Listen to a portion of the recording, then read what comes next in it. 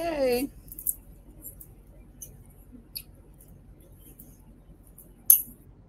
We're within a couple minutes of getting started. Okay.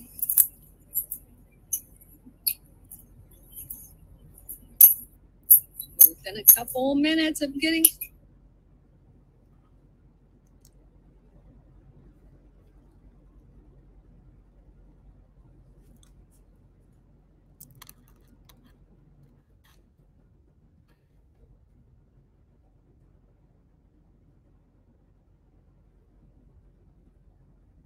Okay, hopefully everybody can hear me just fine now that we've got the video working again. Yay! So this is my home away from home. We're referring to it now as my mobile command post. So I want to go over briefly an overview with everybody. And so we left off on our last video towards the end of it talking about Turkey. And I spent a little bit of time doing a little digging into Turkey, and I'm going to share that with y'all before we get into the 2 chapter reviews. So by way of an overview, I like to do just about a 5-minute overview each time to kind of get people, in case this is their first video and they haven't watched the preceding videos, to give them a flavor of what we're looking at here. So what the trend that we're seeing in all of this is that a country is targeted on whether or not it's a good candidate to grow opium / drugs in general, or create drugs. The auspices of them using a particular country is under the guise of preventing communism. But we know from having gone over Anthony Sutton's books that these are the same people that created communism. So it's almost as if, and I don't think it's almost, I think it's exactly this.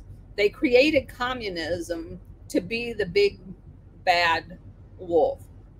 And they use it literally to justify any amount of murder.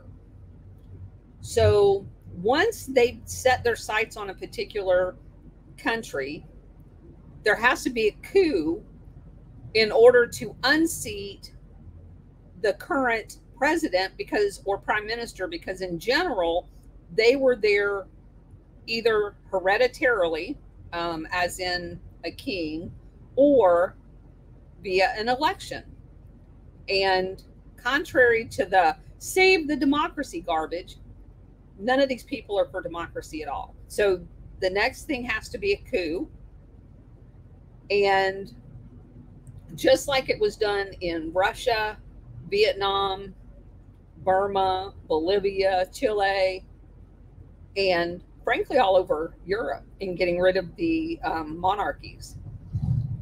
So then you have to set up Gladio units, and these are going to be used as the cattle prods to get the people to not notice that they now have a dictator or a communist in charge of them. So they're still going to pretend that this person, either through a fake election or whatever, is all about the best interest, because they'll sell them as nationalists and anti-communists, which they're none of that. They're a dictator. They're in it for the money, and they're going to get paid off. And they use the Gladio units to quell any domestic anger by killing them. So, all in the name of communism. The collapse of communism in Russia was devastating to them.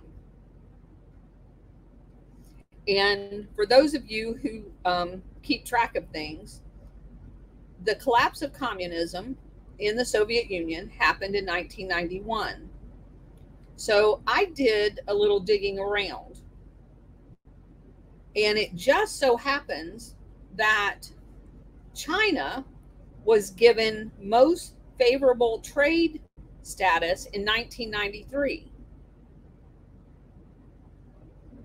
So just as we shop for dictators and drugs and money laundering and human trafficking locations, we also have to have the communist enemy. So China, which had already had 2 coups, the first one was to unseat the emperor, and they got Chiang. The second one, because he turned out to be too much of a nationalist for the West/CIA, so he had to go. And we ended up with Mao. So these are homegrown communists to be the boogeyman in the anti-communist march. So in doing a little bit of research, I found that Bill Clinton's personally thanked Democrat Senate Majority Leader George Mitchell and Nancy Pelosi for help in getting past most favorable trade status for China. And if you look into George Mitchell, who was a senator from Maine, he was the envoy to Northern Ireland, where Gladiator units were used. He was the envoy to the Middle East, where Gladiator units still are. He was the vice chair of the 9/11 Terror Commission, which we all know, at least I now know, is part of this whole effort to create domestic terror using Middle East terror units, which are part of Operation Gladio. He's Catholic, and so is Nancy. And we know that the Catholic Church has been integral in the setting up of Gladiator units. He also spent in the 1950s his service time in counterintelligence in the Army. He was chairman of Walt Disney. He also was a lawyer at DLA Piper, which, for anyone that doesn't know, is an international legal group that gets people that have CIA ties out of legal trouble. He voted against Clarence Thomas, and he's quoted as saying that he voted against Clarence Thomas because it was a racial quota. Let that sink in for just a second. The party that's all about affirmative action and racial quotas said they voted against a black man because it was a racial quota. He helped create NAFTA and the World Trade Organization. He's also on Jeffrey Epstein's flight log, and one named specifically by Virginia Giuffre as having had sex with her as part of the Jeffrey Epstein scandal. So great guys, and all part of the international syndicate, obviously. So I want to look at what I found on Turkey. And I want to go back and talk for a second about something that we found on the Pan Germany coalition, excuse me, when we were talking about the third way and doing that book review. So I'm going to try to share my screen.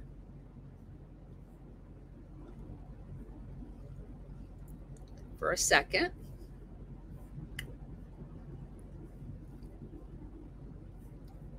So let's see if I can do this.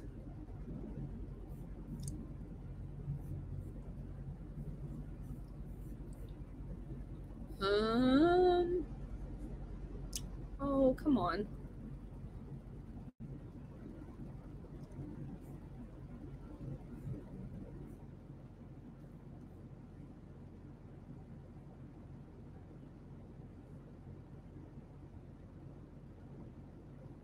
Go to systems. Oh, it's telling me something about Google Chrome, and I have a MacBook, so I don't know. All right, forget that. I'm going to pull it up here and I'm going to read it to you.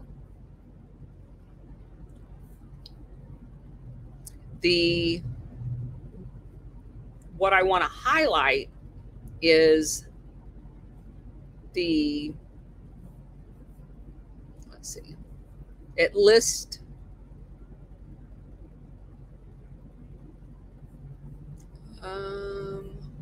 darn it, I had it. It listed the let me see if I still have it on my phone. That's where I found it.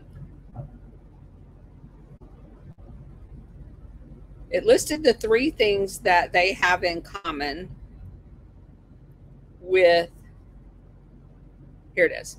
All right, so when we were looking at the pan-Germany, pan-Europe, led by Germany aspect on the third way, the Madrid Circular said there was going to be 3 things that happened in order to facilitate German-led European Union: customs union, common market, and common currency.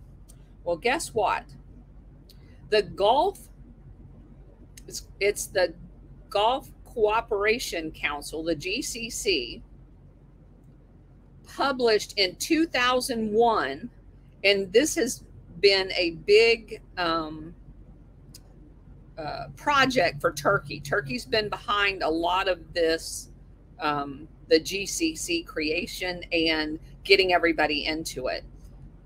So as it turns out, Turkey also has a pan-Turkey goal as it fits into the pan-European goal. And I thought it ironic that the same 3 things that was published in the Madrid Circular is exactly the same thing they use in creation of the GCC. So these are the beginning steps of one world government. We're going to have these pan-Turkey, pan-Middle East, pan-Europe, all having exactly the same things: custom union, common market, and common currency. And as a result, they'll let all the veils down and join hands as one world government. So I was just fascinated by that it turns out to be the exact same thing. So moving on, you have, and for those of you who don't know, in the Muslim religion, the caliphate had always been in what is current day Saudi Arabia, around the Mecca, Medina area. When the Ottoman Empire captured Turkey and converted it to Muslim religion, eventually the caliphate moved to Turkey. So, and the reason they did that is because the Turkish fighters were very, very well prepared and vicious. And the Ottoman Empire had extended as far as Spain and was going into France when they were finally held the line. The Europeans held the line and was able to start pushing them back, and eventually the Ottoman Empire fell. And so in this other book that I've been kind of shadowing along as it talks about different locations, it had an entire chapter of Turkey, and I thought a couple of things was very interesting. So it said that the secret army, Gladio, was much more violent in Turkey than anywhere in Western Europe. And that fits if you know your history of Turkey, because Turkey was a very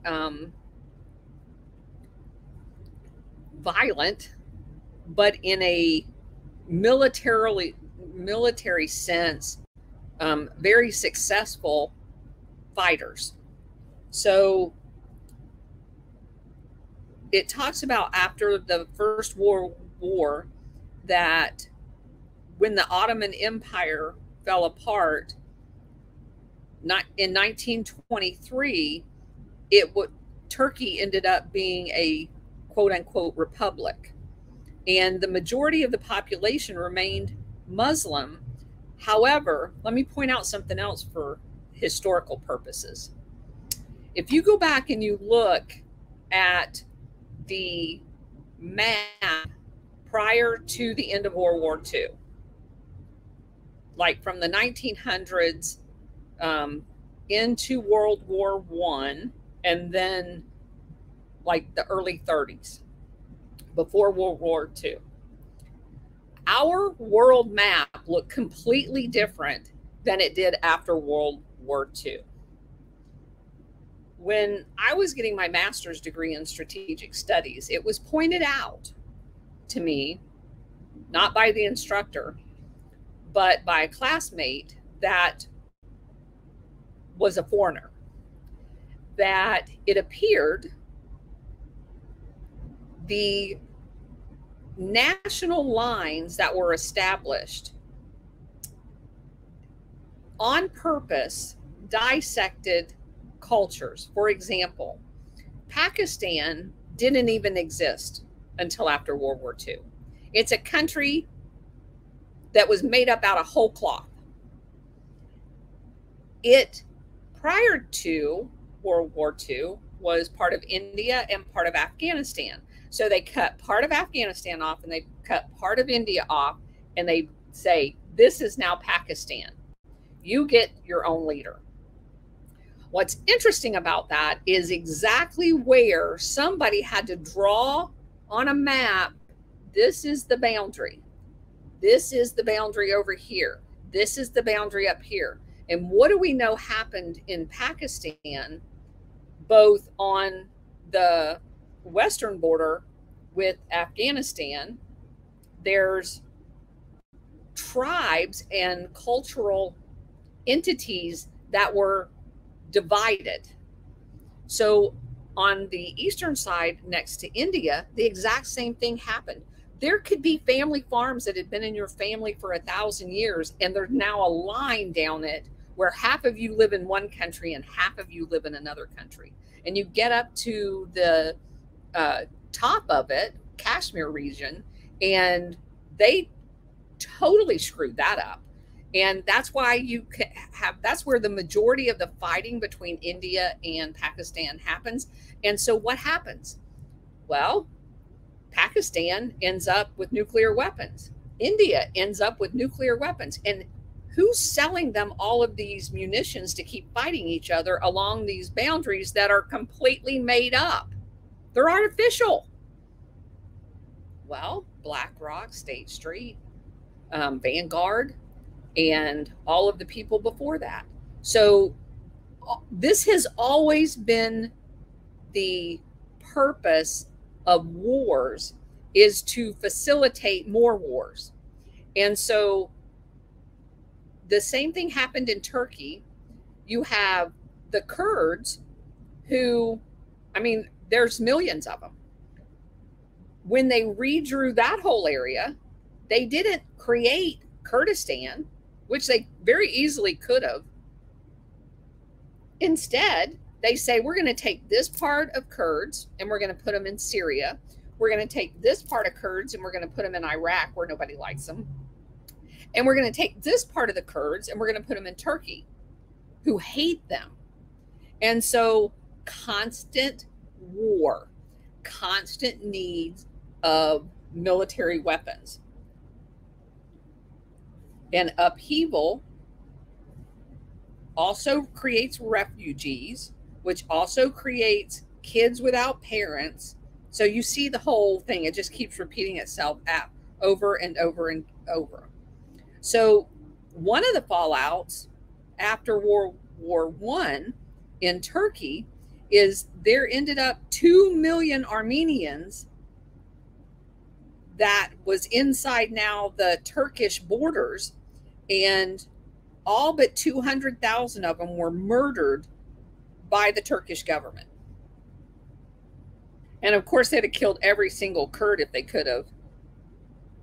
So I wanted to highlight that because this is the background, if you will, on what was really going on. And when you realize what was really going on and why they wanted these terror cells, you also understand that it was never about communism. It absolutely was never about communism. It was about controlling the people that lived inside their boundaries. So, having said that, so also that is the reason why Turkey ends up being in NATO. For the longest time, I mean, I've been to Turkey, I've been to Iraq. Turkey being in NATO made no sense because culturally they're completely different. Religiously, they're completely different. Why was Turkey in NATO? I could never figure that out. Now it makes perfect sense. Turkey was picked a long time ago to facilitate one world government. They are the controlled satellite for the Muslim world. And that stems from the fact that that was the last place that the caliphate was. So they're the impetus behind creating the GCC, which just so happens to have the exact same goals as the Madrid Circular told us that Germany had for the Pan-Europe and for the EU. I mean, that's not a coincidence. And so I just wanted y'all to have that background as we go into tonight's 2 chapters, because we're going to switch from the Turkey area and move on into what's referred to as the shell game. And we start off, and again, this is very important in how I started out the overview in how this whole cycle keeps repeating itself. Find a place for the drugs to grow, and then we're going to have a war there. But please understand, there's nothing about this process that happens by chance. There is zero chance that the cartels on our southern border are outside this system. Zero chance. If I can send a missile and hit you in the forehead when you live all the way around the world, I can take on the drug cartels. The fact that they don't tells you that the drug cartels work for the CIA. Pablo Escobar and other leading drug lords were encouraged oftentimes by the priests and bishops and by Roberto Calvi to deposit their earnings in 8 firms that had been set up by the Vatican as money launderers. 6 of these firms, Astolfine SA, United Trading Corporation, Aaron SA, Bellatrix, Belrose, and Starfield SA were in Panama. And just a side note here, where is the camps that the Catholic Church is setting up, as well as other entities, NGOs, we're told, to shuffle all of the people into the United States? Oh my gosh, that's Panama too. A seventh one, Manic SA, is in Luxembourg, and the eighth one, Norderup establishment, is in Liechtenstein. By 1978, when John Paul II ascended to be the Pope, the money coming in from the Medellin cartel alone was enormous. They were smuggling 15 tons of cocaine into the United States every day, and they were doing that with the full knowledge of the DEA and the CIA. The 8 laundries were simply storefronts manned by secretaries and street thugs. So the money would go from those companies to Milan in the Bank Ambrosiano, and then into the Vatican, where the Vatican charged the 15 to 20% processing fee to hide the money. They then transferred it to banks in Switzerland, and basically that's kind of how they sheltered all of that money from taxes and hide it. So you've got the drug trade that funds Gladio, Gladio funds terrorism, and terrorism controls the people. So we get to what a section called Air Scranton, and I just think this is hilarious given the timing of Biden being the Scranton boy. So the Scranton airport, we always think of Mena, the airport in Arkansas, but let me tell you, this Scranton airport was just as, if not more so, involved in the whole drug trade as Arkansas. So this is basically Arkansas East. The CIA was an active participant in the arrangement with the CIA and Escobar and the drug cartels. So we know that Air America, North America, is part of the CIA. There was a company also named Air America that was stationed out the Wilkes-Barre Scranton Airport in Pennsylvania. There was a guy by the name of Frederick Lichess. He was the head of the outfit, and he made up to $1.5 million per flight of flying the drugs into the United States. They had figured out that the radar control in Florida, exactly what, and I'm sure the government people told them, where exactly the radar ended, and their flights were strategically routed to avoid the perimeters of the radar. He was convicted of trafficking 7.5 tons of cocaine between 80 and 84. He flew with Barry Seals, who was murdered by the cartel after he became an informant. And let's see.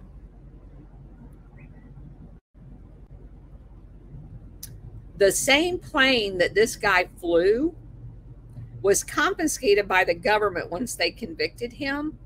And it ended up at a place called the Department of Natural Resources.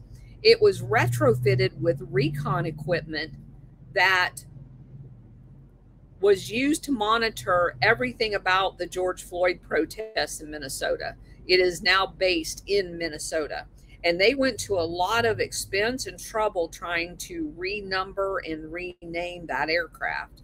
But someone did the legwork and found that that aircraft was used by the government as part of the monitoring of George Floyd protests with all of this recon equipment put on it. which I found very interesting. So the money poured into those 8 companies, and they were doing with those companies the same things that we saw with the Castle Bank and the Hand Bank in Australia. The Bank of Ambrosiano in Milan was issuing loans to all of these companies, the shell companies. Robert Calvi, who remained Ambrosiano's CEO, convinced the bank directors that the offshore firms were concerns of the Vatican and that the loans were good because they would be backed by the Vatican. The directors of Banco Ambrosiano were the least likely to question the integrity of the undertakings of the Vatican. So Ambrosiano's independence from secular interests also protected it, and it barred anyone from obtaining more than 5% of the shares. And we went over that in an earlier chapter. So basically what they were doing is using those front companies. They were loaning money to those front companies from the bank that you can't own more than 5% of the shares. Those front companies had sub companies under them, and they were basically using the money loaned from the bank to go back and buy the bank's shares. So when you added up what all of those shell companies owned of the bank, it was well over 5%. By some estimations, it got as high as 20 and 30%. So what's interesting is things like that, the airplane. Now, think about this for just a second. The CIA hires a guy to fly their drugs into the United States, right? So the CIA is basically buying him an airplane. They're paying for all of his, and then paying him. Then at some point, they have no more use for him. And the government, when they go to arrest him, confiscates all of his things. And then the government agencies like the DEA and the CIA, they get to use all of the shit that they just confiscated from the guy. So they've even figured out how to launder assets internal to the government. That's just crazy. So the government ended up with his house. They used it for something else. They ended up with his airplanes. They used them for something else. It's a great gig if you can get it, I guess. So almost overnight, all of these companies had multi-million-dollar businesses established without any capital expenditures. I mean, they didn't buy like machines to run anything, nothing. It was the grand old Ponzi scheme that did 3 things. The first thing was to provide a new source of arms revenue for Gladio. Bellatrix, for example, used 200 million of its assets to purchase French-made missiles for Argentina in the fight against England in the Falkland Islands. Let that sink in for just a second. They're going to be killing their own people with the missiles because it's all about making buck.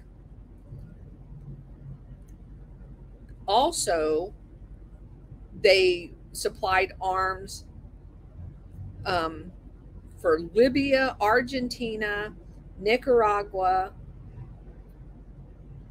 And this is the money for these arrangements are coming out of the Vatican. So you basically have the Vatican implemented in the murders and violence that was going on throughout Latin America and Italy. Gelli, remember the guy that was the Grand Master Poobah of P2, the Mason organization that had infiltrated the Vatican. He's back in the picture. Gelli had created many of the offshore corporations, including Bellatrix. He was in charge with overseeing the distribution of arms throughout Italy and South America through the Masons. So they used the Masons Lodge in places like Argentina, Brazil, Uruguay, Paraguay. And he also was granted dual citizenship between Italy and Argentina. So he's an arms dealer. There's no other way to say that. The second purpose was the Vatican Bank to obtain financial control of that Milan bank, Ambrosiano. So Ambrosiano, that bank is one of the, so before the Vatican was set up and given its special status, throughout Italy had a network of banks that were ran by priests that were associated with the Catholic Church, but not under the control of the Catholic Church. They were all still subject to the laws of the finance department in Italy. So the Vatican Bank wanted control of Ambrosiano's stock. And so this whole elaborate scheme of them loaning money to these fake organizations for them to go back and buy additional stocks were done on behalf of the Vatican. To control the fraud, Calvi opened Ambrosiano's group bank in a foreign country as like a subsidiary of the bank, and said that that was going to be used to conduct all the international commercial transactions. And by that, they mean money laundering. So this put the bank, the foreign bank now, the branch of the Italian bank, outside of the purview of the financial control system in Italy, where all of the evidence concerning the fraudulent and criminal devices used to acquire the majority of interest in the Milan parent bank could be concealed. So they were using this foreign entity to buy all of the stock in the company and hide it from the officials in Italy. Calvi traveled with Gelli to Nicaragua and dropped several $1 million into the dictator in Nicaragua's pocket. He was pleased and basically pronounced his blessing on the whole arrangement, and also granted Calvi a Nicaraguan diplomatic passport. So if he ever needed to run, he has a place to run. So the shares in these companies, they start splitting, and there's more stock bought so that it can all be hidden. The last purpose was to provide funding for solidarity in Poland. Now, keep in mind, the current pope at this time is from Poland. He was interviewed by the CIA to be placed into the pope's chair. And the pope wanted to be a hometown hero. So his deal with all these money laundering Mason people at the Vatican Bank is, I'll turn a blind eye to what you're doing as long as you give me money to channel back to solidarity in Poland to try to thwart the Soviet Union. So he channels the money directly to Lech Wałęsa, and this has the approval of President Carter and all the folks back in Washington, D.C., to include a General Vernon Walters, who was the U.S. ambassador at large. By 1981, over $100 million in funds from the drug cartels and illegal banking loans flowed into the coffers of the Polish labor movement. Calvi discussed the Pope's involvement in laundering money for solidarity with a guy by the name of Flavio Carboni. He was an emissary to the bank, Ambrosiano, but he also worked for the CIA. There was a taped secret conversation between Flavio and Calvi. And you remember that Marquinhos is the guy that's the He's over the whole Vatican Bank. Says Marcinus must watch out for Casaroli, who is the head of the group that opposes him. If Casaroli should meet one of those financiers in New York who are working with Marcinus, sending money to Solidarity, the Vatican would collapse. He goes on to say, I've also told Prime Minister Andreotti, which is the Italian Prime Minister, but it's not clear which side he's on. If things in Italy go a certain way, the Vatican will have to rent a building in Washington behind the Pentagon. Basically, what he's saying is everybody knows what they're doing is wrong. And if they get caught, they're going to be in big trouble. Just like Hillary Clinton making the comment, if they ever find out what we did, we're going to hang. Yeah, same thing. Same thing. So Calvi remained Sedano's successor as the principal banker for the heroin trade. Because remember, Sedona, he ends up getting in trouble. He's back in New York. So in November 1996, a Francisco Mania from the Sicilian Mafia testified in the Andreotti trial. He told the court that Calvi became the key figure in laundering heroin revenue for the American Mafia, CIA, after the arrest warrant for Sedona had been issued by the financial police in Italy. The heroin continued to be sent to the Gambino family in Cherry Hill, New Jersey. The Gambinos deposited large sums of their earnings in the banks controlled by Calvi for cleansing by the Vatican. Eventually, the money was used by the American mob to purchase hotels, land, financial companies in Florida and on the island of Aruba. Gelli, he goes on to say that Gelli remained a principal figure in the Sicilian Mafia. And this fact was evidenced by the case of Stefano Bontade, who regularly oversaw the refinement of 1,000 kilograms of heroin that flowed into his lab from the Balkan route. Bontade's share of the profits was $150 million for each shipment. This money was delivered to Gelli, who used a string of Sicilian banks and Banco Ambrosiano to funnel the cash and launder it into the Vatican. The day after Manoia spilled his guts, his mother, his sister, aunt, and 2 uncles were all slain in their homes in Sicily. The testimony concerning Calvi was confirmed by other mafia informants within the Sicilian mob. All of the profits of the heroin network was recycled through the Banco Ambrosiano. So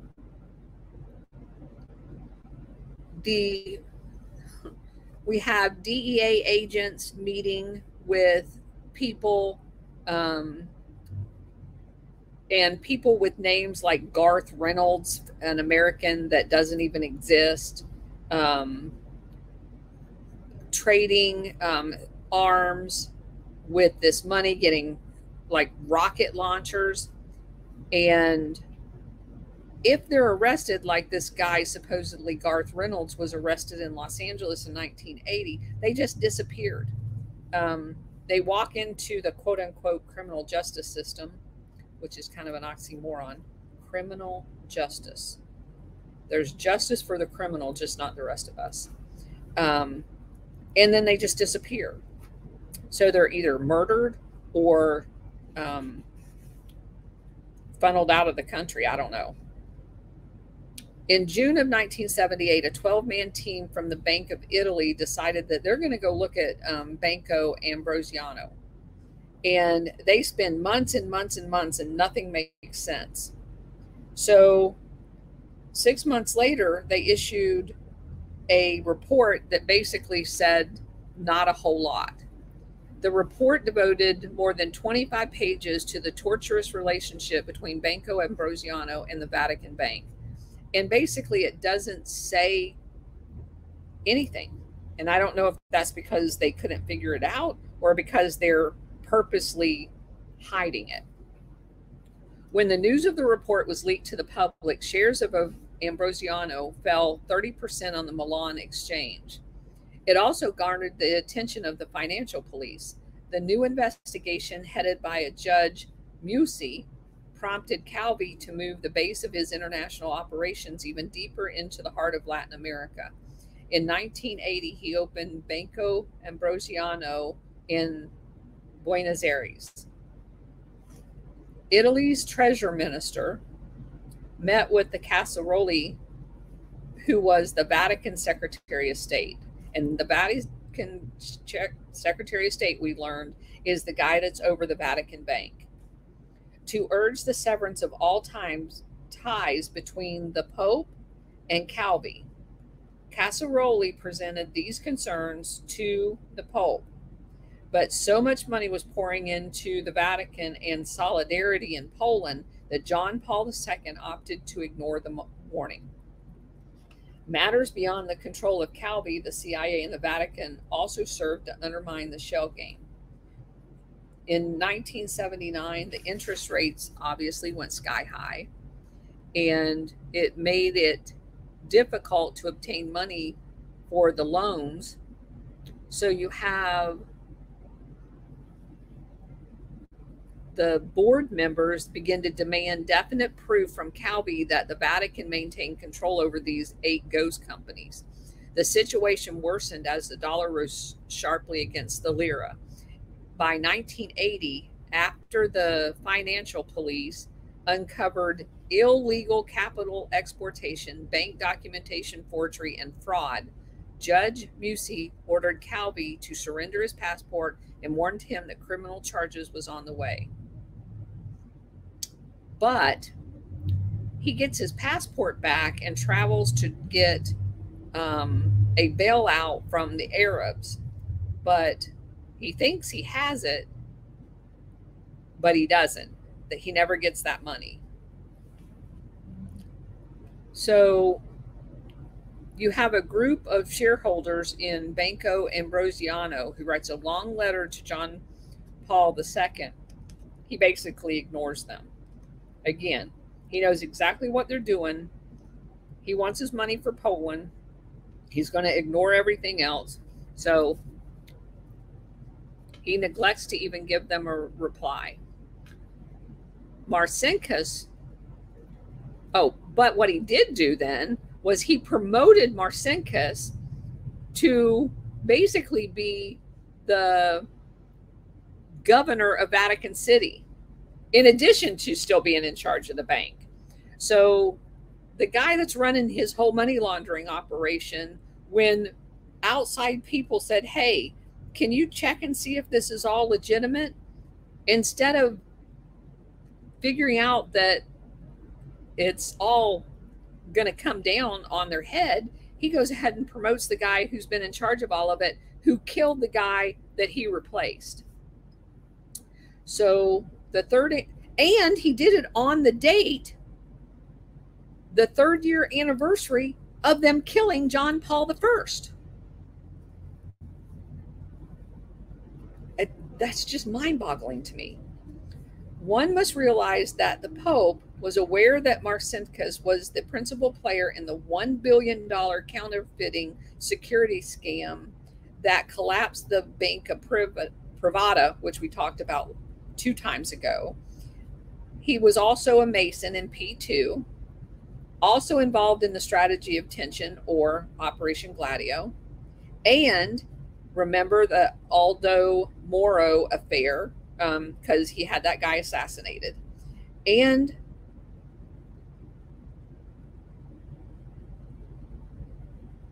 the real postmortem miracle of John Paul II remains that the continual concealment of his complicity in the high crimes of the people around him. So the Italian government was urging the Bank of Italy established new regulations governing foreign interest, which would put an end to how they were trying to hide these shell companies. So within the Vatican, the Pope had responded to his plight with a demand for an increase in aid to solidarity. Within the Masons, Gelli's reply was a request for the 80 million from a shell company to purchase more missiles for Argentina. So they're all putting their demands on the table. Within the U.S. intelligence community, the CIA answer was a call to Calvi for an increase in cash and munitions to combat the Sandinistas in Nicaragua. The Ambrosiano banker stood on the brink of personal and financial ruin. The total debt for Ambrosiano hovered at about $1.75 billion. It was a debt that no one, including the Pope, opted to acknowledge, let alone pay. So, moving on. As soon as the noose begins to tighten around Calvi's neck, he goes to visit Sedona, and Sedona ends up, and he's in trouble. He's under indictment, and he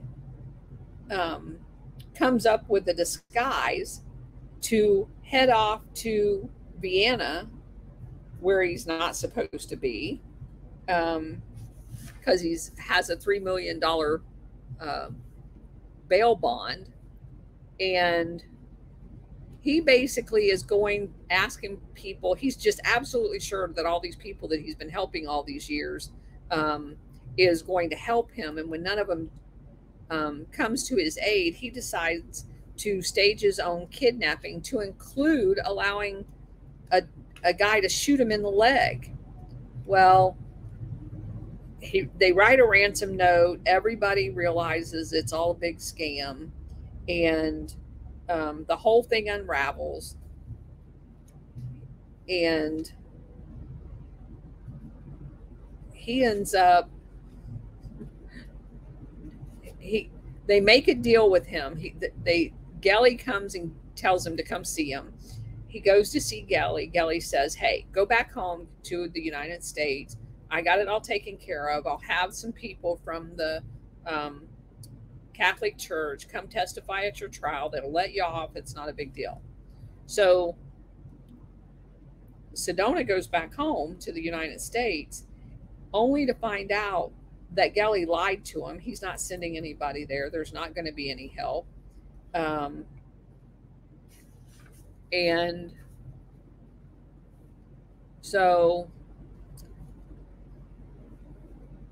after the judge finds out that none of those people are going to show up, he is in for a big time awakening. So then you have a guy by the name of Phil Guarino, a former Roman Catholic priest and a director of the Republican National Committee, who wrote a letter to Gelli and basically is kind of sympathetic that even the church had abandoned Sedona. Gelli provided the following reply. My experience tells me that for certain classes of humanity, it is a natural law to help the strongest and wound the weakest. Thus, not even the church could keep from denying the man it once called the one sent by God. So basically, they've already written him off. Sedona ends up being convicted of 68 counts of fraud, misappropriation of bank funds, and perjury. He was incarcerated in Manhattan awaiting sentencing. He tries to commit suicide by drugging himself and slitting his wrist. St. Peter's banker was sentenced to 25 years in prison and fined $207,000. And this whole fine thing is also one of my big pet peeves. If you look at the money laundering that these banks like the Deutsche Bank and JP Morgan and all of them that have been found guilty of misappropriation of funds or whatever it is, the legalese that they um, call it, if not outright money laundering, there's billions of dollars that are behind all of this. And he gets a $200,000 fine. So Gelly made trips to Langley to meet George H.W. Bush, the director of the CIA, William Casey, the manager of the Reagan-Bush campaign, who would later become CIA director, and a CIA agent named Donald Gregg. The worshipful master, Gelly, was involved in planning the October surprise, which is an arrangement that Reagan and Bush worked out with Khomeini in Iran to keep the hostages an extra couple of months so they could be freed by Reagan. And they really did do that. This strategy, which Bush called the White Rose, in honor of Gelly's favorite flower, would serve to ensure Jimmy Carter's defeat. The Ayatollah was enticed to participate in the delayed release of shipments for arms for use in his war against Iraq. And by the way, we were actually given Iraq weapons. So again, this is the prod over here and the prod over here. This international syndicate makes money on always funding both sides of every war. In January 1981, Gelly became an honored guest at the Reagan inauguration. All right, Veda, where are you?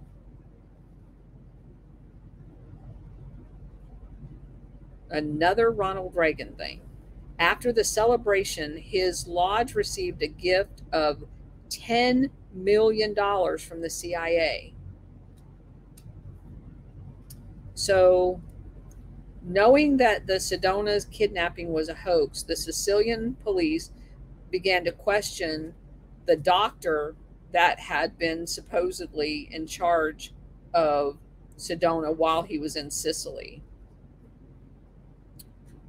But the story the doctor told the Sicilian police originally was a lie.